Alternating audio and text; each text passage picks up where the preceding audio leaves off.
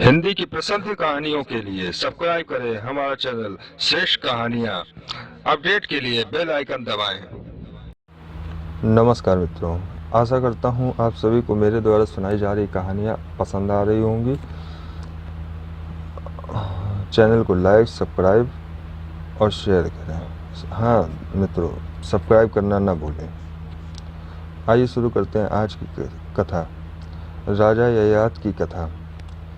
बहुत पहले की बात है। एक बार दैत्यों के गुरु शुक्राचार्य की पुत्री देवयानी उद्यान में घूम रही थी। दैत्यराज वृषपर्वा की बेटी शर्मिष्ठा भी अपनी सखियों के साथ उसी उद्यान में सैर कर रही थी। राजकुमारी शर्मिष्ठा बड़ी ही माननीय एवं अति सुंदर थी। ब्रह्म तेज से सर्वांग सुंदरी देवयानी भी लावण्य में शर्मिष्ठा से कम नहीं थी। वे सब एक सरोवर के किनारे अपने अपने वस्त्र उतारकर जल क्रीड़ा करने लगी। उसी समय उस मार्ग से पार्वती के साथ भगवान शंकर अपने नंदी पर बैठकर निकले। शंकर को देखकर लज्जा से सभी कन्याएं भागने लगी। भगदड़ में वे जल्दी जल्दी वस्त्र पहनने लगी। शर्मिष्ठा ने भूल से गुरु कन्या देवयानी के वस्त्र पहन लिए। इस बात पर देवयानी बहुत क्रुद्ध हुई।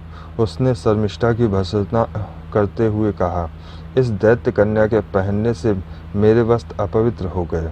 मैं इन्हें नहीं पहनूंगी। जिन ब्राह्मणों की कृपा से इस दासी का बाप राज करता है, मैं उसी ब्राह्मण वंश की श्रेष्ठ कन्या हूँ। शर्मिष्ठा से देवयानी की गालियाँ हुआ एवं अपमान सहन नहीं हुआ। उसने भी तिलमिलाकर जवाब दिया, हमारे टुकड़ों पर पलने वाली भिखारी इतनी बढ़ चढ़ कर बातें कर रही है। उसने देवयानी से वस्त्र छीन लिए, उसे कुएं में ढकेल दिया और स्वयं सखियों के साथ अपनी नगरी चली गई। संयोगवश तभी वहां नहुस पुत्र राजा ययाति आ गए। उन्हें प्यास लगी थी। उन्होंने कुएं में झांक कर देखा तो कुएं में वस्त्रहीन देवयानी पड़ी दिखाई दी।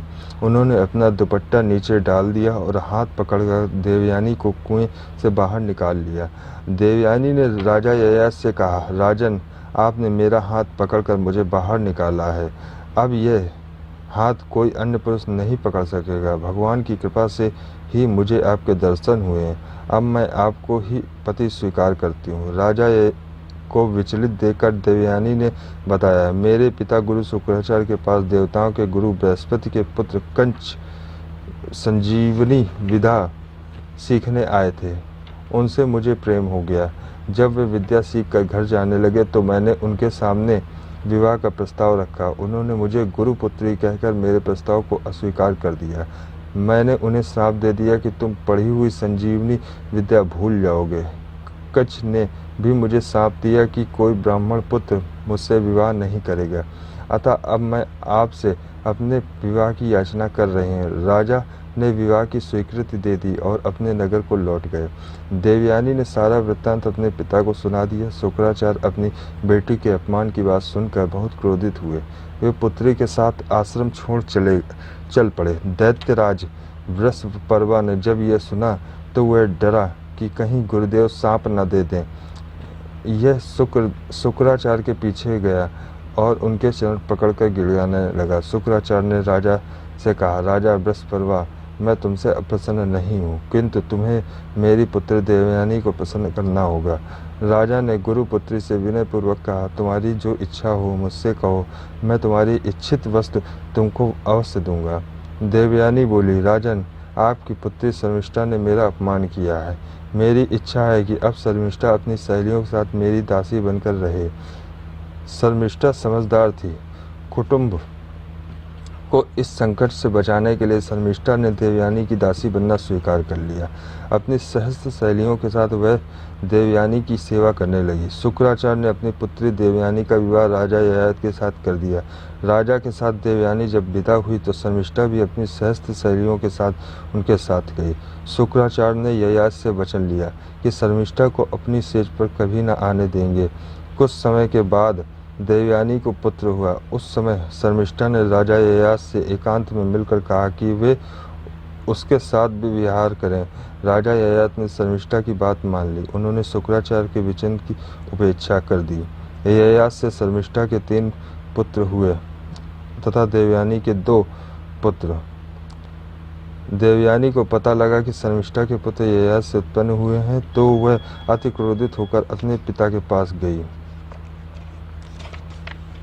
देवयानी को ययाति ने विविध प्रकार से मनाने की चेष्टा की, लेकिन वह नहीं मानी। तब शुक्राचार्य ने ययाति को श्राप दिया कि तुम्हें शीघ्र बुढ़ापा आ जाए।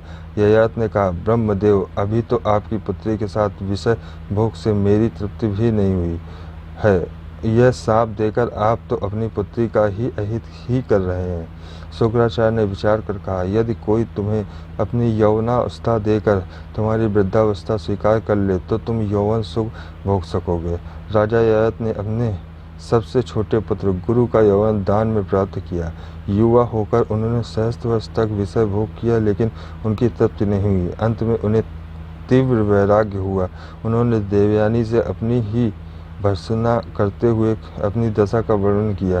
पहले तो देवयानी ने इस वैराग्य को परिहास में ही लिया, बाद में वास्तविकता का बोध होने पर उसने राजा को वन में जाने की अनुमति दे दी और स्वयं भी भगवान की आराधना में लीन हो गई। ये कथा श्रीमद् भागवत पुराण से है। आशा करता हूँ आपको ये कथा अच्छी लगी होगी। चैनल को सब्सक्राइब करना ना भूलें। चैनल को सब्सक्राइब करना। धन्यवाद।